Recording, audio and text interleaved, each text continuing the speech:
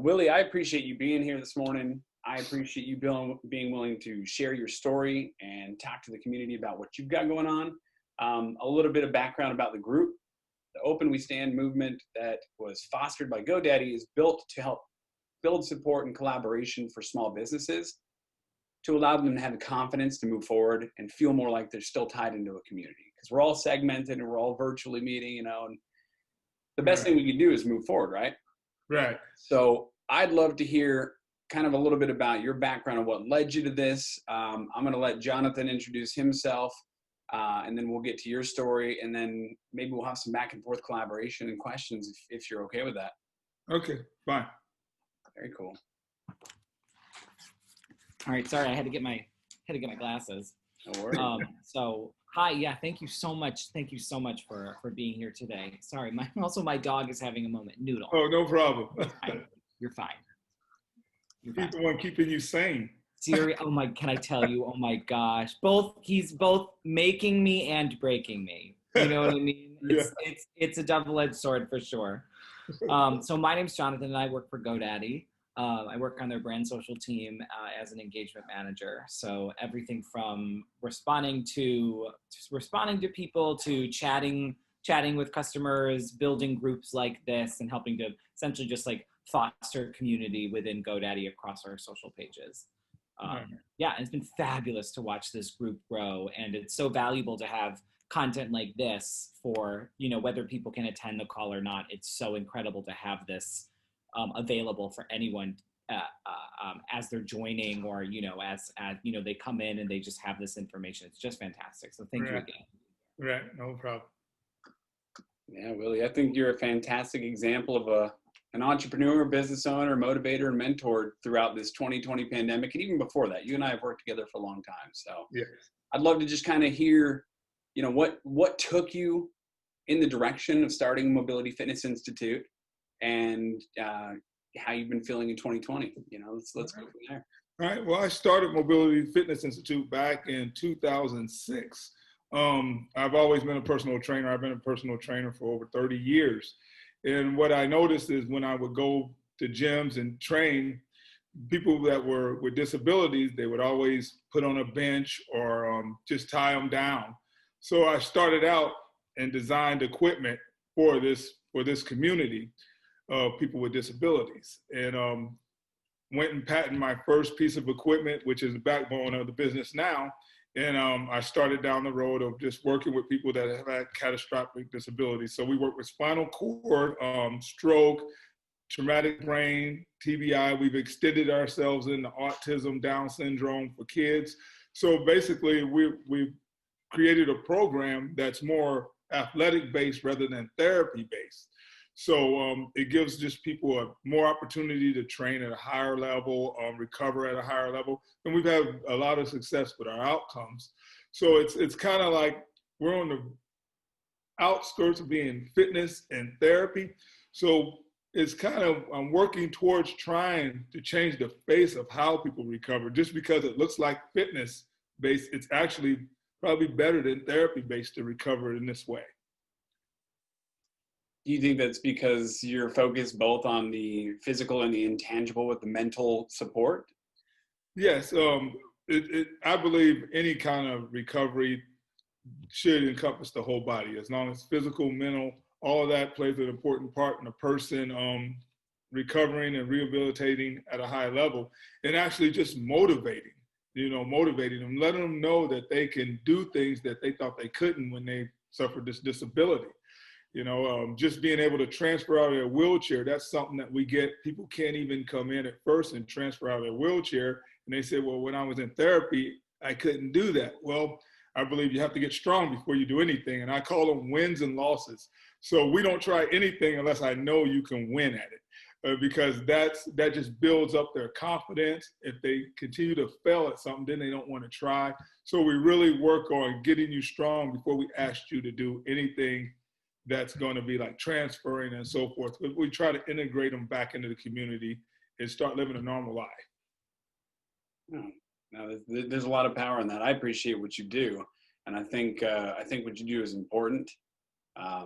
it reflects in your character, man. I know that you were a college athlete and you set some records, and you had a lot of your own personal training and mental games. So does that help you play forward in this business? Or, I mean, tell me a little bit about that. Or do you have a support system outside of that?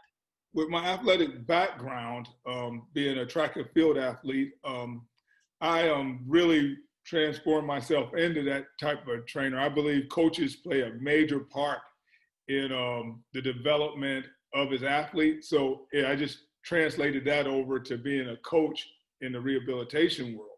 So as a coach sets his athletes up for success, I try to set all of my clients up for success. And that's been the driving force. Being an athlete, that background gives me a different type of outlook on how I see things in people's recovery. Yeah, so that's athletic background plays a huge part in our program. I love it. I love it. So you're setting, measurable goals, those SMART goals for your clients, but giving them that mental support, that you're there to ensure that they're ready to win.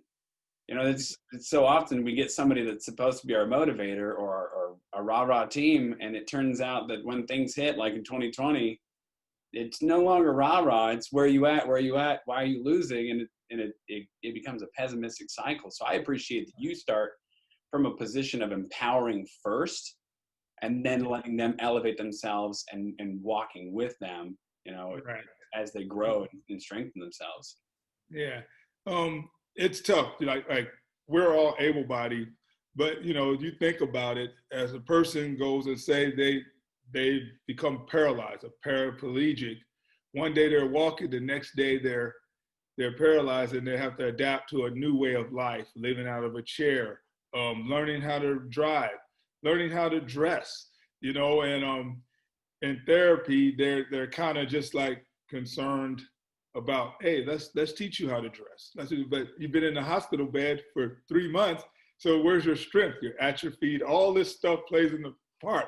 I really think that inpatients should be dedicated to building a strong fitness base and getting that person strong, and then they go to outpatient and they start learning some of those skills that they need to transfer and integrate back into the community. And then it's facilities like mine in the community that helps them make that transition, start living life at a faster pace. And I think that really you can look at it as, if we implemented a system for people that have suffered this disability, from inpatient, outpatient to the community, and we all work together, that outcome and that person being more successful back in the community, integrated back in, that person would be better served.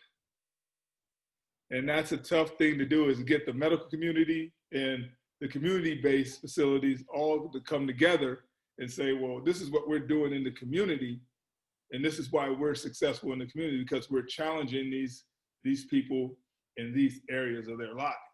And I think that's huge. If that started from day one, the type of stuff that we offer started from day one, when they started their rehabilitation program, by the time they got to the community, these people would be just ready to roar back into their lives. It's so, and I don't, Adam, forgive me for jumping in right now, but it's so incredible to hear about, obviously everything you're doing for the community when it comes to helping people through rehabilitation, but the way that it's about helping people when they're in, a lot of times in a vulnerable moment, right? In a very vulnerable, my life just changed. I just got in an accident. Everything's going to be different for me. To know that you're addressing this and you're helping people in a way that emphasizes independence and emphasizes strength and the ability to do these things for yourself and go, listen, your life has taken a change, or something is changing, or there's an obstacle that you must overcome, but you're going to be able to do it because we're giving you the tools to do it on your own. And for me, just thinking about, your mind can't help but wonder and think, how would I deal with with that myself. Mentally, how would I go? Physically, I know what might be happening with my body, but mentally, how do I get to the point where I'm going, okay, physically I can do these things, but how do I get out of my head about thinking, well, it could have been this, or it could have been that, or I used to be able to do this. It sounds like you're really coming at this from a holistic perspective that I think it's innovation, right? It's innovative. And that's the most brilliant, the most brilliant, listen to me. It's the best part about this is you're coming at this from a place that so many people, everyone's trying to help, right? I think that's the thing is everyone's trying to help, but to come at it from a perspective like this is remarkable. It's really cool. Yeah. It's really cool. In doing this, and I've talked to physical therapists and some of the hospitals, you can't just buy things off the shelf when you're working with this type of community.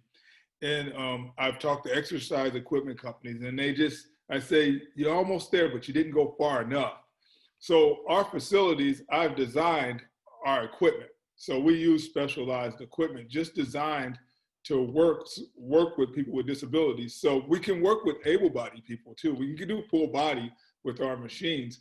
But to start at the point where I started, I made it where it's accessible for people with disabilities, and I work my way to make it accessible for people that are able-bodied. So I started at the opposite end and worked my way over to people like us that are able-bodied.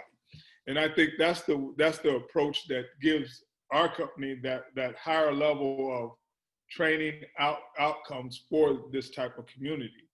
And so it's been nice to see how the people grow.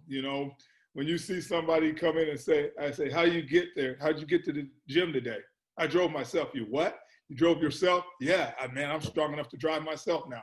So those little things that we take for granted are huge to them in growing their confidence and getting back in the swing of life. But they don't understand how that affects me, because I watched them when they couldn't do anything, and I'm seeing the product doing things on their own and watching them grow. So they help my life too, and I think I just created a job that I love, and I think, it's just a great opportunity that I've been blessed with. Man, I love it. I love that you're excited about it. I love that you've created a job you love. I mean, really, it's your passion, right? Yes. And Jonathan, I got to thank you for your share, because I've been working with Willie for a long time, and I get to see the story. I get to watch everything unfold. And sometimes you take that for granted when you're in the mix, you're already in the support team, just how innovative and impressive somebody's business actually is. When you get down to the details and why they do it, it's just like, what you just said made me stop and think of just how powerful that is. Oh yeah, you're helping people. You're helping people in a way that is that's visceral. You're helping people in a way that is not just you're gonna, physical or mental. It's everything. And and you said it earlier. It's so great to listen to you talk about creating a product that isn't specifically designed or wasn't ideated around able-bodied people. That was not the origin behind it. And I think just the fact that you're thinking in that way, and that you went, this is somewhere where I can help. There are services, there are facilities, there are therapists, there are programs in place, but I can help make this better for someone. I can help make this journey better for someone. And with all the time that I spent a lot of time talking to GoDaddy customers and people, just anyone who starts small businesses or and it's so fascinating to learn from people what it is about their business that's what's their why, like why do they do this, why do they need to do this. And I never think about, and this is something that Kai, you said at the very beginning, and it made me think about, I never think about the athleticism that is involved in everyday things. Right. And I live on a five-story walk-up, and I've got a 12-year-old 20-pound pug who does not do stairs. So I'm carrying him up and down twice a day, and I'm exhausted. And I always have that fleeting thought where it's like, we don't have an elevator, like, oh my God, I better not break a leg or anything.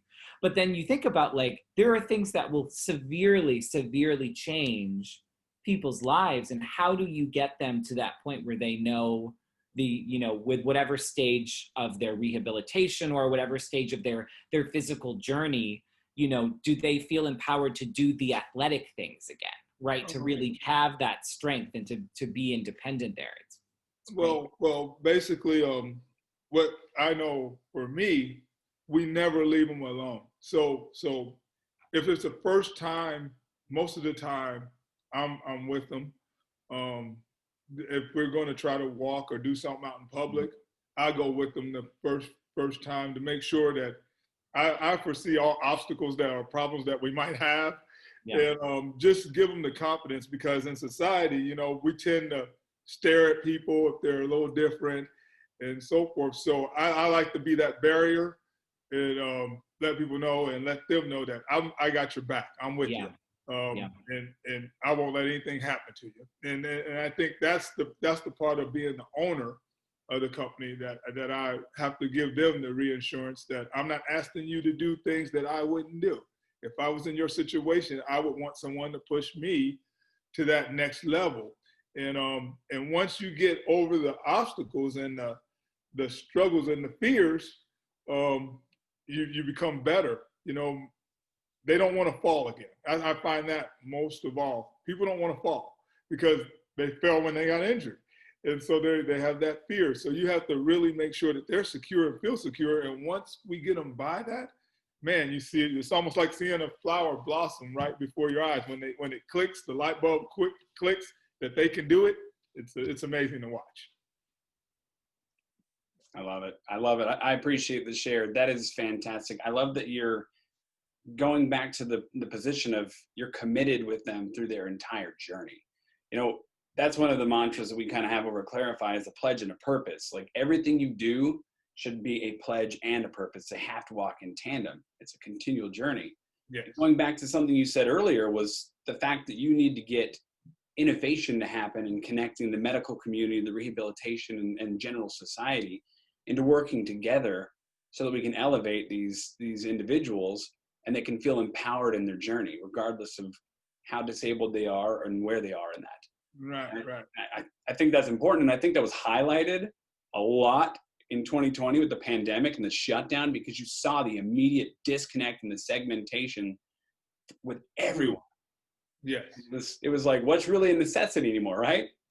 And what you do is incredibly necessary. Yeah. And it's gonna, where we're at, and, you start thinking about people that have been affected by the coronavirus. The old way of therapy is not going to work, because you're talking about people that their neural systems have been affected, their cardiovascular systems have been affected.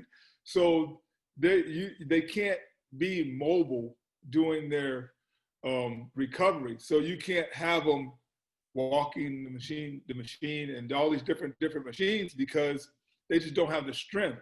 So the beauty about our equipment and our company is we sit you in one spot and you could do a full body workout and never have to get up. And that's just one of our machines that we built. So we can actually put all your energy into your recovery without having all the lose time for transitions and stuff like that. So that makes us more efficient. We can get a lot more done in a shorter amount of time.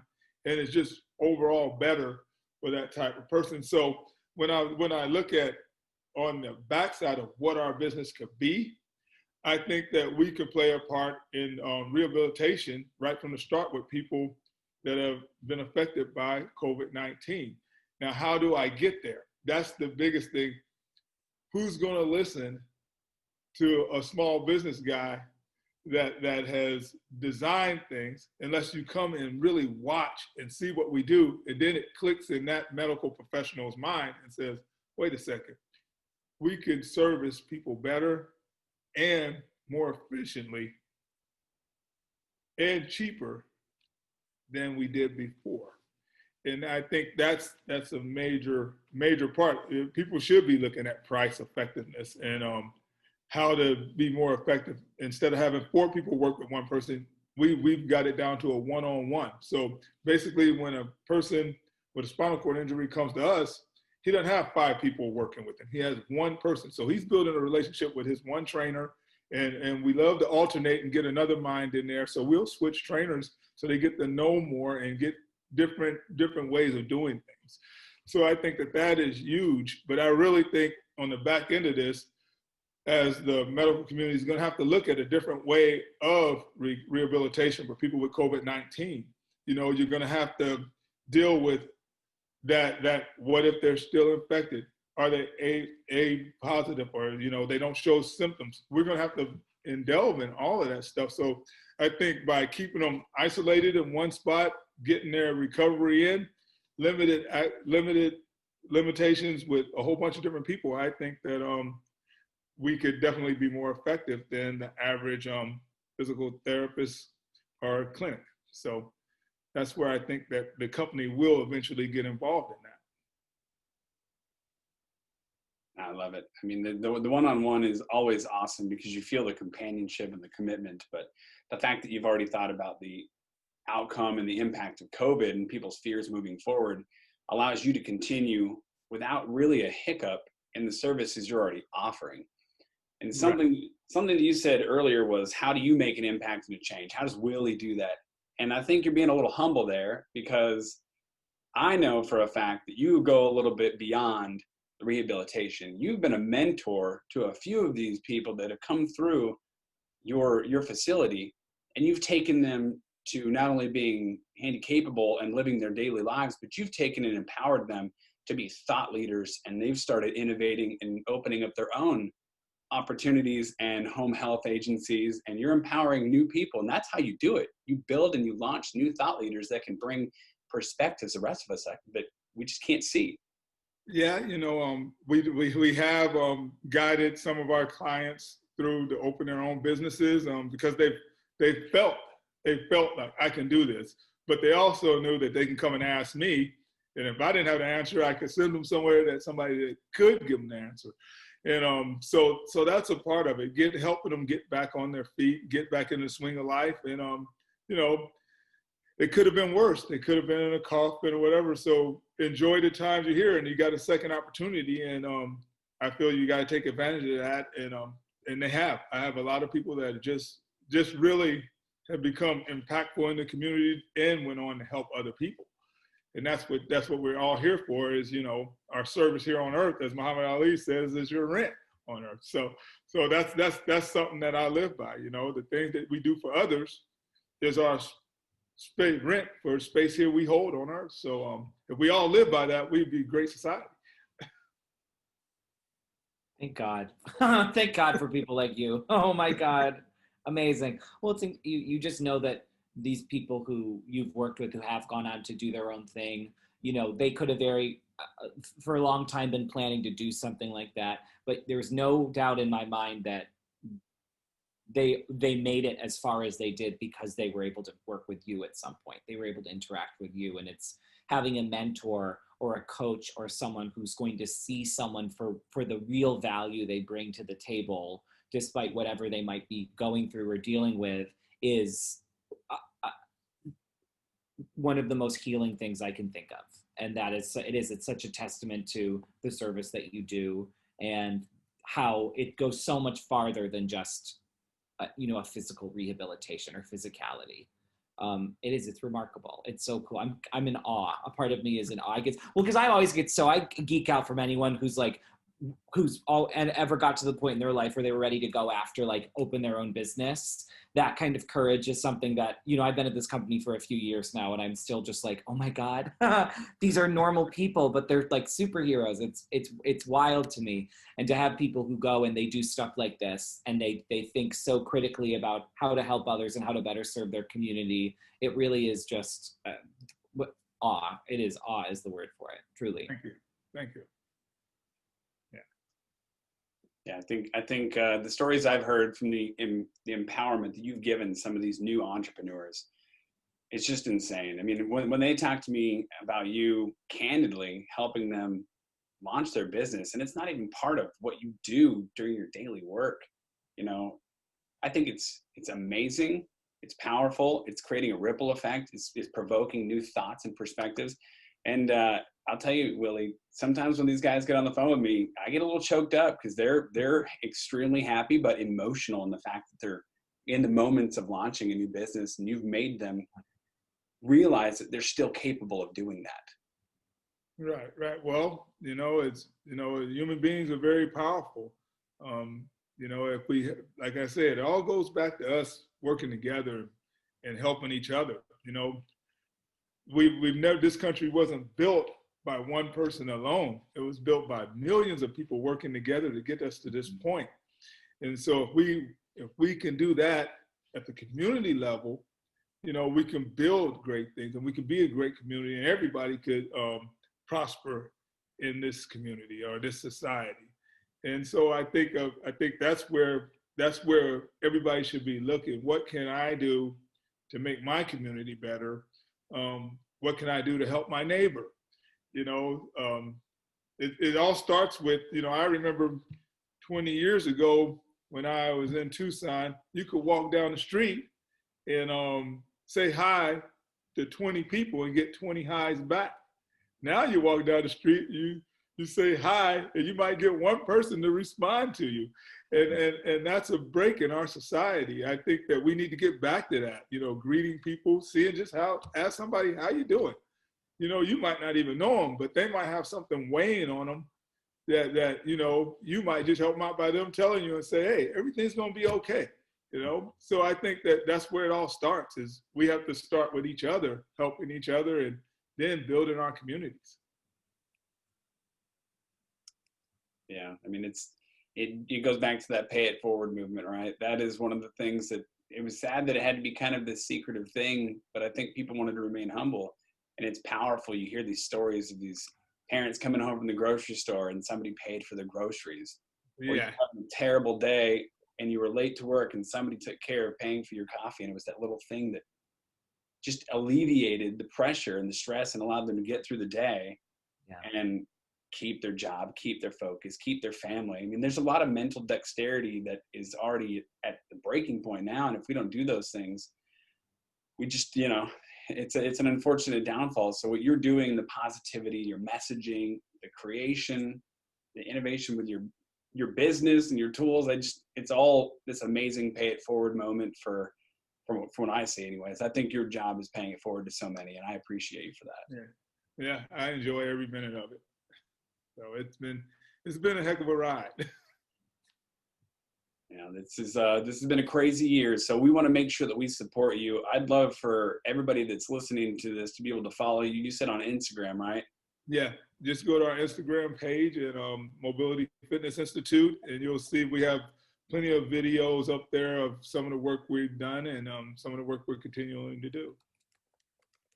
It's a fantastic way to get the conversation started with you too. I think if we allow people to see you visibly and connect with you as a community, you might see that there's going to be opportunities for collaboration and innovation, even that you still didn't expect. And I think it's going to be exciting.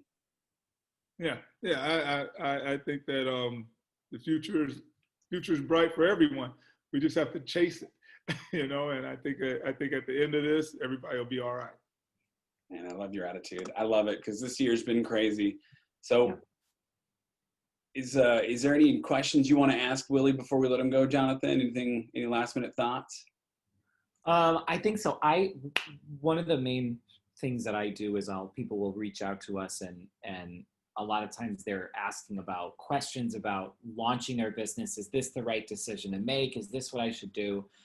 This is kind of a question that I'm always curious to hear from entrepreneurs, but if you talk to someone, I know you've probably given this advice to many, many people, but if someone comes to you and they say, listen, I want to launch a business, I want to do this, I want to do this thing, I want to go after this thing, but I'm scared, or but I'm nervous, or but I don't know how it's going to go, what do you say to someone? What would you say to someone to help motivate them or at least keep them focused on the big picture of what they want to do? Well, basically, if you want it, you're gonna dive in. Basically, when I started Mobility Fitness Institute, it was just me and a machine I invented. But I knew that I wanted to do this. And I think when you put your heart in it and don't think about the financial gains, but think about what you really want out of it. It really, you want to help people. You want the joy, and the finances will come to you eventually. And I think that's the biggest thing you tell them is you can't go in halfway. You know, if you're going to start a business, just jump in and get muddy right from the start. And you'll find your way back to the top. You know, you're not gonna just be successful right off. You're gonna have your ups and downs. You know, one day you might get 5 customers, one day you might get 0, but you just have to fight through it, and then eventually it'll get consistent as people understand that you are different. You are doing things the right way, and I think that's the only advice I give them. Do it the right way, and just go in all in. Don't worry about the outcomes. If you only fail if you don't try. And I think that's the biggest thing. So you can't be afraid of failing. You just have to try. And that I think that's huge. Yeah, that's big. Thank you. I appreciate that. That was great. I love it. I think there's impact to be made, and a lot of people that are ready to step up, and having the confidence to do that requires personal commitment, but I think community plays a lot into that. And like we mentioned earlier, Willie, I gotta appreciate you for all you do, man, elevating these entrepreneurs, and you're giving them the confidence to continue. They're stepping over that fear barrier because they've got you in their corner, man. Yeah, they have me. Big time. Very cool, man. I really appreciate you being vulnerable enough to open up and share your story, where you came from and why you do what you do, and then allowing us to kind of get an insight into what your drive and your impact is. Your why is huge, and I love it. I love it, Willie. I appreciate it. Thank you. Thank you. Thank you so much. All right. Nice meeting you, Jonathan. You as well. Have a good one. All right. You too. Bye. Great day.